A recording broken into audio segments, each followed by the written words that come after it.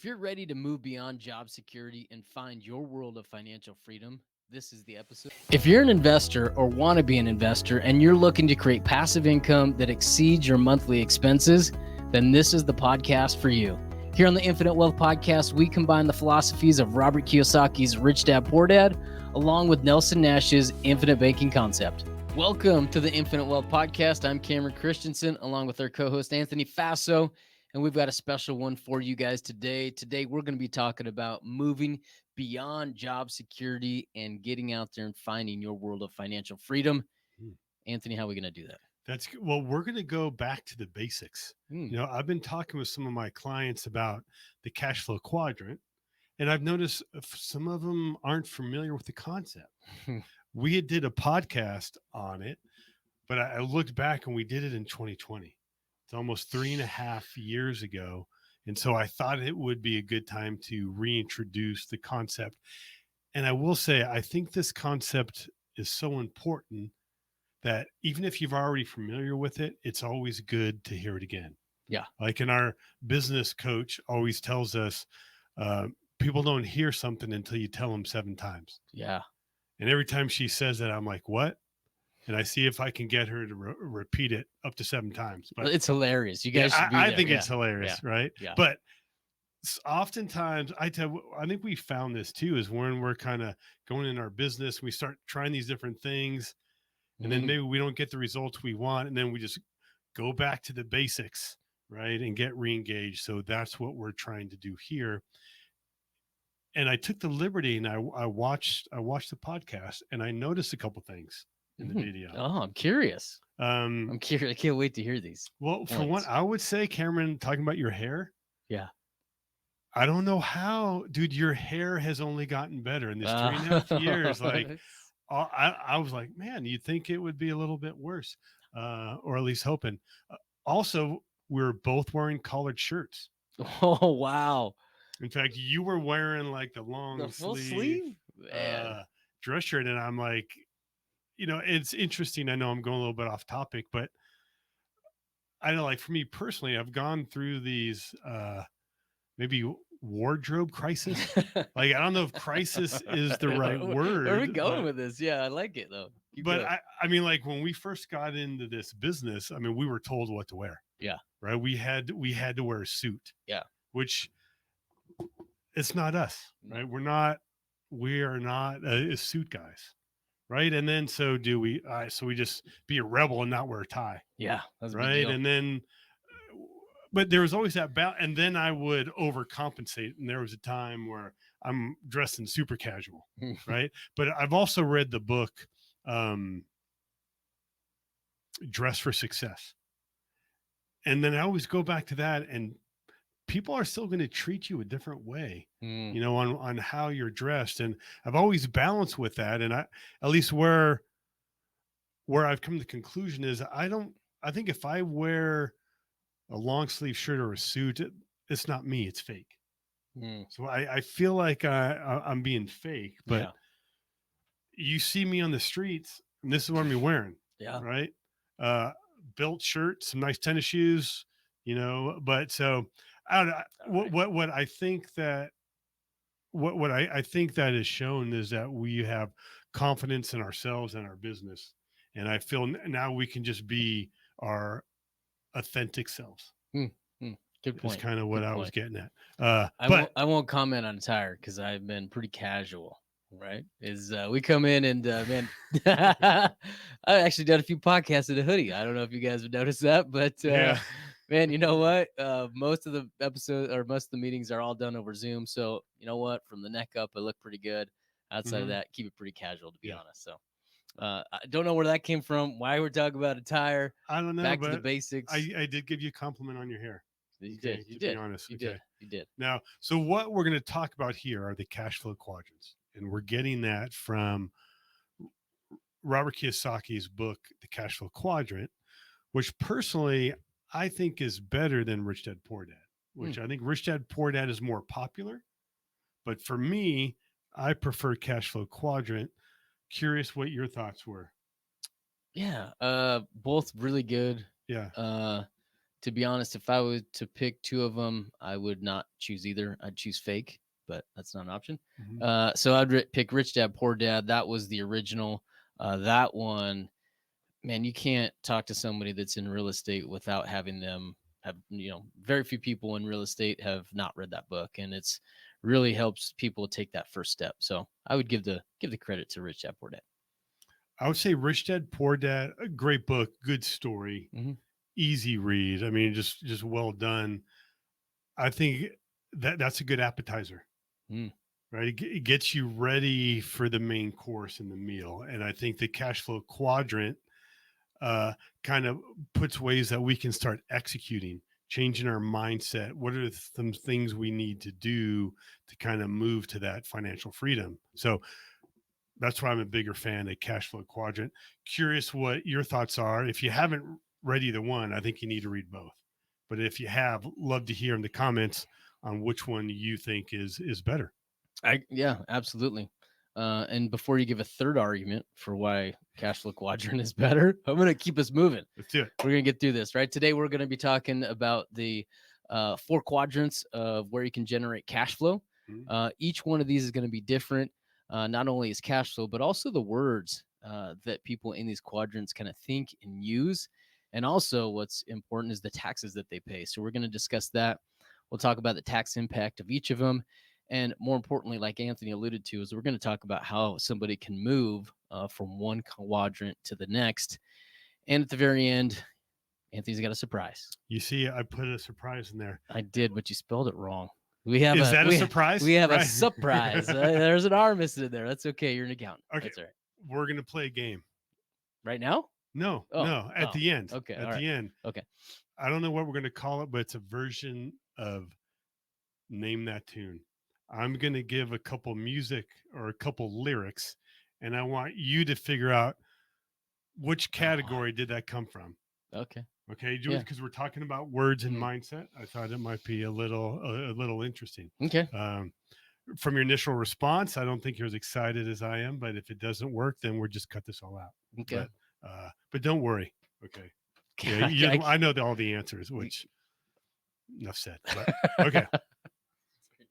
Now, so these cash flow quadrants, this is what Robert Kiyosaki broke out in relation to where you're earning your income. With the four categories, the first one is E for employee. And then the one below that is going to be S for self-employed. And then the upper right is going to be B for business owner. And then below that will be I for investor. Now, what we're going to do is we're going to talk about each one and particularly what some of their thoughts are and really some of the words that they use. The first quadrant we're going to talk about, which is going to be on the upper left-hand corner, is called E for employees.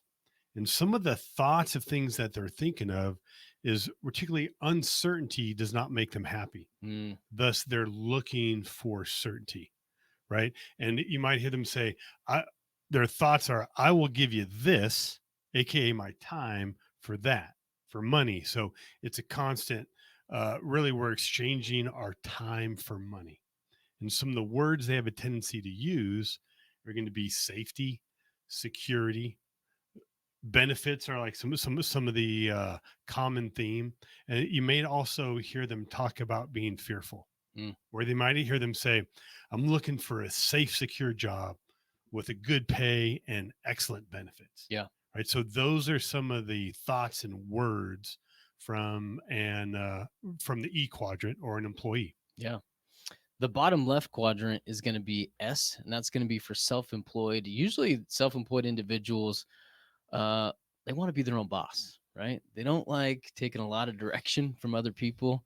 Typically, they're perfectionists, and so, all right, if you have a problem with kind of uh, progress over perfection, right? That's more of a concern for you. You're probably self-employed, or at least have that mindset, Mm-hmm. and they want their income to be tied to how hard they work. Money is typically not the driver. Usually it's independence, right? As I want to work for myself, I want to control my own hours. some of the words and stuff that they're going to be using is oftentimes you'll hear self-employed say, hey, if you want something done right, you've got to do it yourself. And that is a trap for a lot of small self-employed individuals that own small businesses, is they don't let go of some of those tasks and roles that they should to be able to expand and grow. Oftentimes they'll also say things like, hey, I cannot find anybody that's willing to work and can do this right. Mm. And then I also say things like, hey, I charge $100 an hour for my time because I'm worth it. Stuff like that. So thoughts and words are often associated with self-employed. I'll tell you, when I was reading this for this Ask for Self-Employed, that's me. Mm, That's me. I oftentimes I'm a perfectionist. yeah.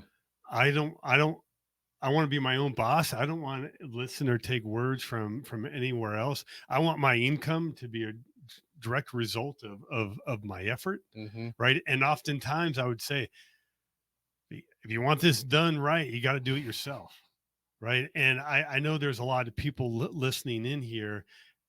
The problem is that for you to get your financial dreams, you got to work harder. Mm-hmm. You got to work longer, right? We're exchanging our time for money. And when we're a perfectionist, we're going to end up doing it all ourselves. And we're going to talk about ways to try to help you shift from the different quadrants. But I mean, I still struggle here with the S for me. I completely agree. What I'll add there is, right, it's a double-edged sword for being kind of that, having that self-employed mindset, is that typically, right, you do really good work, but man, you're the one doing the work, right? Is it's really tough to kind of turn that over to somebody else. And so double-edged sword for sure. Anthony, what's next? The next one is B. Now, B is for business owners. Mm-hmm. And how Robert Kiyosaki defines that is you can leave the business for a year and the business will be better off. Man, Anthony, you should try that. Just leave for a year. Be God. Well, I tell you, my goal is I want to try that for 6 weeks next year. Mm. That's part of our plan. Uh, I can't even imagine 6 weeks, but and it being better off. Like I don't know, and to be away for a year and to be better off, that is a difficult barrier, Mm. I think. But you got to start somewhere. Maybe you start with 6 weeks and kind of build it up. If anything, I think if that's what your goal is, that's what you're thinking of, then that's will your decisions will follow. And with a lot of some of the thoughts that business people in this business category are thinking of is that they want to work on the business, not in the business, Mm. right? Meaning they're not in there grinding or maybe meeting with clients or doing some of the work. They're more at a higher level, seeing how can we work things more efficiently. What are some areas that we can expand on? I would say people in the B, they're going to focus more on the process, not the product. And Robert Kiyosaki uses the example of McDonald's. Like, Cameron, can you make a better burger than a Big Mac? Absolutely. Right? But and I don't doubt you. Okay, can you build a better business than McDonald's? Mm. Like, that's that hard part. I'm That working that on is it. the difference, right? And one thing I do like, another option of somebody in this category, is they're open to delegate. Mm. And a famous example is Henry Ford was called an idiot, and it was posted in, I think, the Chicago paper. Uh, Henry Ford took him to court, right? And the interesting thing is they were asking him questions, and he missed some basic ones, like he thought the Revolutionary War was in the 1800s, or some maybe basic stuff. And then when they started asking him about particular questions about building automobiles, he said, I don't need to know the answer, because I have a phone on my desk and I can punch a button and I can get that answer from one of the most intelligent people here. So you don't have to be the smartest one in the room to run the business. You just need to be able to have the smart people working for you. And some of the words that you might hear them say is, oh, I'm looking for a new president or a new treasurer. Like they're looking for some high level employees. And one thing they're also say is like, I don't want to do that. So I'm going to hire somebody else to do it. Mm. Uh, so Cam, what is the next quadrant we're going to be discussing? Yeah. If you're looking at the quadrant, we're looking at the bottom right. Mm-hmm. I is for investors, right? Thought processes for investors is typically they're very open to ideas. What we refer to that typically as an abundant mindset, Mm-hmm. right? They're typically very optimistic and they see opportunities typically that others don't. And one of the trademark is that they're always very focused on results and they're not very concerned with what others think about them. So typically very driven, right? Very data driven. They're focused on results. What are we going to get out of this? Some of the words that they kind of throw around, if you're ever around a true investor, one of the questions they ask all the time is, "What's the cash on cash return?" Right? What's the collateral that I can put up or I need to put up to acquire this asset, or vice versa? So that's kind of the conversation behind investor. Um, Man, I think all of us are kind of striving to kind of get into that position, and it does start with the way that we think. Well done, Cameron. Thanks. So now, if we look at the four categories, if we were to summarize them, I would say on the left side, the E category, this is some E's have a job. S's are the self-employed; they own their job, and a B owns a system and has people working it, and then an I is we have the money working for you. Now, most time people are going to start on the left side on the E or the S, but they want to get over to the right side, the B and the I. And a lot of reasons they want to do that. One is going to be the taxes. Now, we're going to kind of break this up into the left side and the right side. Uh, now, on the left side, very few tax advantages, right?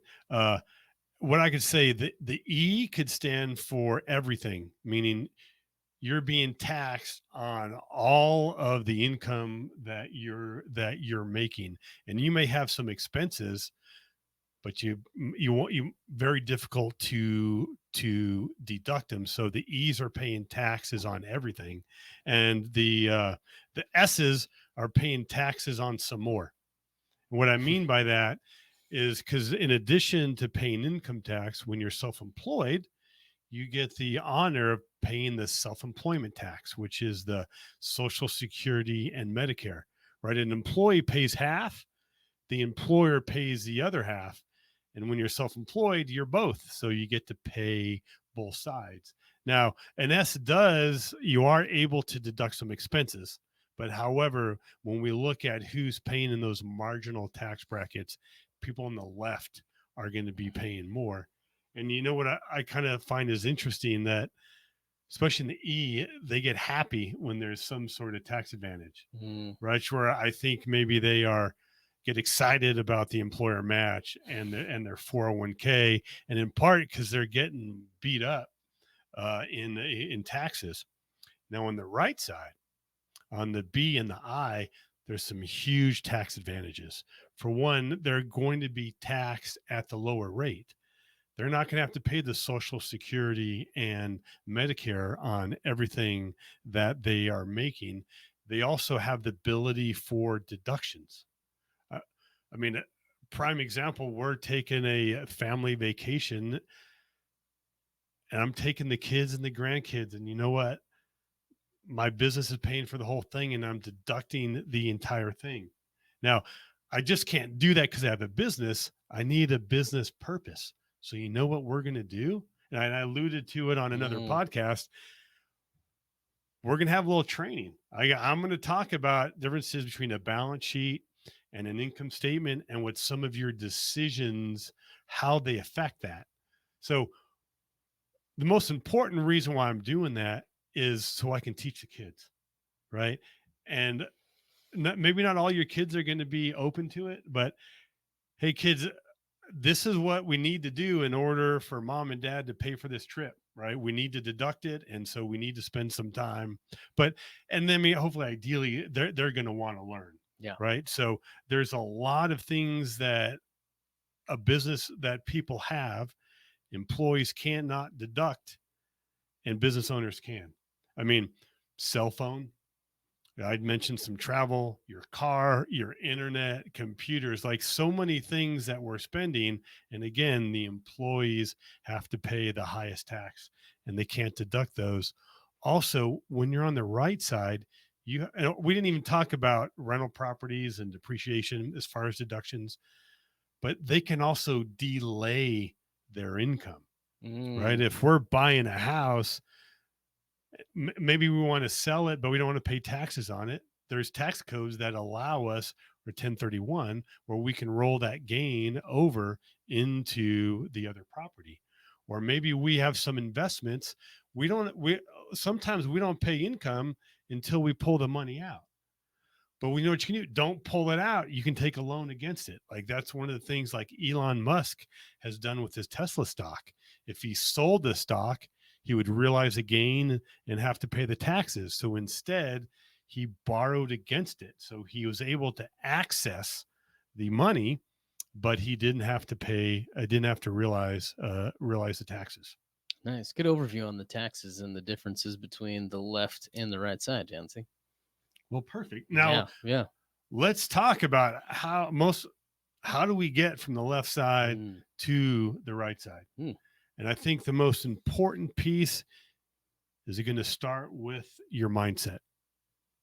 Because if you notice with some of the words that we had mentioned, that some of these quadrants might say is like an S is going to say, if I want a job, if I want the job done right, I got to do it. Yeah. Right. Somebody in the B will say, I don't want to do this job, so I'm going to pay somebody else to do it. So their mindset when they have a difficulty, uh, they're approaching their solutions differently, right? We need to improve your education. If you're listening to this podcast, you're already absorbing some good content, but uh, so we would encourage you to continue to like and subscribe to the Infinite Wealth Podcast. But we need to read books like Rich Dad Poor Dad, right? You might need to pay for a course to kind of learn, but you need to spend some time and some money in getting educated. Excellent. I'll add in there that one thing that's really important as far as moving from left to right, different quadrants, is who you're hanging out with. Right? Is the people that you're surrounding yourself are vital to your success or your failure. Right? I think the saying goes, if you look at the five people around you, if you hang out with five dirtbags, you're going to be number six. Right? Same thing goes if you hang out with five millionaires, you're going to be the sixth millionaire in the group, right? So the people that you hang out with is absolutely vital, but also the who and what you're filling your head with. Anthony, you alluded to it a minute ago. The reason that you want to hang out with the right people is because, man, self talk is absolutely important. I had a conversation today with a client that had spent 7 months thinking about what he was going to do in real estate and drawing out a map and a plan and thinking about the company name and all this information, super excited about it. And you know what? He had a day where he got down on this whole idea and was giving himself a hard time for not taking action. They actually took the notebook that he had written and created over 7 months and threw it away. Right. So, in one afternoon of poor self talk and filling up your head with poor ideas, he wiped away 7, 8 months of kind of progress and ideas and mapping and planning. So, man, be really, really careful about what you're filling up your head with. The last one I would say is, again, be really, really careful on who you share your ideas with. That is something that you need to protect, is because a lot of times, if you're surrounded with individuals that are in your same status and you share a vision that is bigger or greater than kind of what they can comprehend, is they're going to try to tear that down as quick as possible. Again, I got a story. I met with a lady earlier this week, and entrepreneur, very successful. She'd sold a business. Her and her husband had ran it for 30 something years. She sold it, got a great payout from it. And then she turned to a traditional financial advisor, and she was telling me the conversation she was having with him. And this guy was telling her that because she's an entrepreneur, that she's going to run into trouble, that her ideas and her passion are going to cause her to make investments that are going to cause her to get in a poor financial situation. So his solution was to let him invest it? Exactly. Yeah. Yeah. Let me take care of the money. I'm the smartest guy in the room. Right. And I'm like, man, I felt so bad for this lady, right? There she was, tremendous track record. She had 4 or 5 different things she was excited about, investing in her son's company, some land development deals. And man, this guy just came in and started shooting him down. And so be very, very careful who you share your ideas with. Yeah, it's a great point, Cameron, because people on the left can't understand what people on the right are doing. So if you have an idea for a business, for an investment, you need to talk to somebody in the B and the I category. They have the experience to kind of give you a good response, whether that's a good idea or not, right? But oftentimes we go to the E and S category, and they really don't have the experience to really talk about what would be successful on the other side. So you could get poor advice, or a lot of times, like you mentioned, they're going to poo-poo it. Oh, don't do that. Oh, just talk about all of the bad sides. So very important with the people you are talking about, Cameron. Yeah. Anthony, what else can you share there? I would say that, and it alludes to kind of your story. Like, you can get this education and plan all this out, but until you take action, it's all for naught. So you need to not only listen and get educated, but more importantly, you need to take action. And whatever that next step is, I'm sure there's some people that are interested in real estate. They don't know where to start. You know what a great place to start is? Turnkey real estate, which we just did an interview a little bit ago. So we're put a link to that interview below. And if you're watching us on YouTube, we're going to put a link right here so you can get access to that podcast. But the important thing is you need to take that action. Not only just need to listen to that podcast, but you need to pick up the phone, call that person, ask those questions, get on the waiting list, right? And I'm sure there's somebody that you've been following on social media. Well, you know what? Maybe it's time to take that next step. Contact them, click on their link tree or whatever, get on a phone call with them. And I know there's people that are listening to this that are following like the land geek and these flipping land, but maybe they're just watching from afar. Take the next step. Get on a call with the land geek and start asking your questions and see if that is for you. And also, I guarantee you there's people on here that are on the fence of infinite banking. Well, take the next step. Get on a discovery call with us, and we can gladly talk about to see if this is for you or not. Well said, Anthony. Well done. Well, that's it. That's it, man. We knocked it out of the park. It. Oh, that's not it. Not it. I forgot about our surprise. I can't wait. I'm so excited. I'm so excited. Okay. All right. Cool. Well, I hope this is going to be cool. This is pretty cool in my head. Now, what I'm going to do, don't get excited, Cameron. I'm reach behind my back tattoo of CPA. You said it. I didn't. And what we're going to do is I researched some songs about money. And as we had mentioned, people in the different quadrants think about money differently. So I'm going to give you a couple lines. Let's see if you can get the artist, the name. Oh, geez. Okay, that's a bonus. But more importantly, what category are they? Okay. Are you singing this? You know what? In the style that it was you know what? Produced? In my head, I was. I can't wait. Okay. All right, let's go. Okay. I planned each charted course, each careful step along the byway, and much more than this, I did it my way. Self-employed. Boom. Right. Okay. Who sang it? Uh, Blue Eyes. Frank Sinatra. Okay. All right. Okay. Now this one, I actually did think of us a little bit, to be honest, just to give you a little hint. But that really isn't a hint at all. Yeah. But here's the line. All right. Here's the line. I got the brains. You got the looks. Let's make lots of money. You have a system business owner. Yes. A business owner. Okay. Now, do you know who, this might be a little bit before your time. I don't know. The song is called Opportunities. Let's Make Lots of Money by the band Pet Shop Boys. Oh, I do know that. I knew that. Okay. I do know the band, but Okay. I couldn't now get the song. This one, nor the band. I didn't know the band from that. Okay. Now this one, okay. I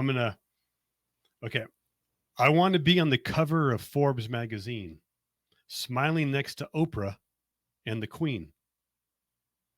Give away a few Mercedes, like, here, lady, have this. And last but not least, grant somebody their last wish. I'd say investor, abundant mindset. Okay. I will give you the song. No, I don't have a clue. Okay. What is I'll give you the course. And I want to be a billionaire so freaking bad. Buy all the things I never had. By Travie McCoy featuring Bruno Mars. Okay. They don't play that on the country station. Now this one, I also thought about you as well. Okay. It starts with check the mirror, look and fly, round up the posse, jump in my ride. Does that one? But radio rockin', a monster jam, feel the rhythm, pump up the sound. Okay. Now the chorus. Just got paid. It's Friday night. Party hopping. Place is right. Oh, that's employee. That's employee. Hands down. Yeah. Got the paycheck in hand. Yep. Johnny Kemp. It just got paid. All right. Okay. Well, nice. I think I was 4 for 4 on the quadrants and 0 for 8 on artist and title. Yeah. Well, here's the bottom line, guys. If you want to go from the left side to the right side, starts with some education, some mindset, and taking action. So we encourage you to take whatever that next step is. Now go make it a fantastic day. Take care. If you like this video, I know you're like this one. And if you want to learn how investors use infinite banking to increase their returns and lower their taxes, check this out. And if you have some questions and want to see if infinite banking is for you, hop on a discovery call with us. Link for that will be in the description.